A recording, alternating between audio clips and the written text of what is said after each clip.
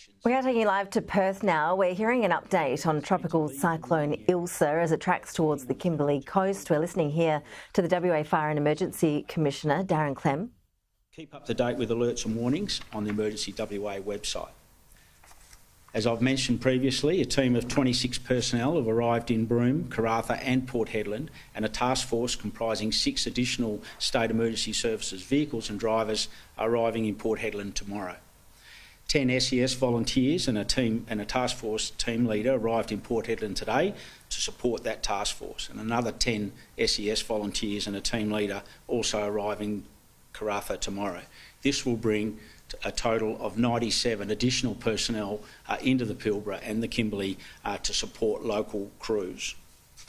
We have additional aircraft on standby in Karratha, and one of those helicopters has been retrofitted with equipment to undertake medical evacuations should it be required, and St John's WA have deployed a paramedic to assist with those operations out of that helicopter.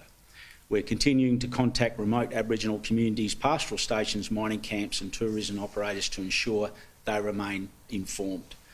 In relation to caravan parks that exist along 80 Mile Beach, Echo Beach Resort and Barn Hill Caravan Park have all guests have been requested to leave today from those 2 caravan parks, and staff will evacuate as soon as a Category 4 cyclone is declared. In relation to Port Smith Caravan Park, some 160 kilometres south of Broome, guests are being encouraged to evacuate from there today. 80 Mile Beach Caravan Park, which is halfway between Broome and Port Hedland, the majority of the guests departed on Monday.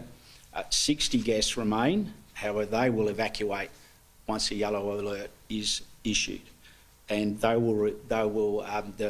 4 staff will remain on site to ensure that various supplies and cool stores and those sorts of things remain operated, and they have cyclone rated buildings to be able to stay in. In relation to pastoral mine sites, DFES staff have been in touch with 17 pastoral and other communities in the Pilbara region to assess their preparedness and offer any assistance if it's required.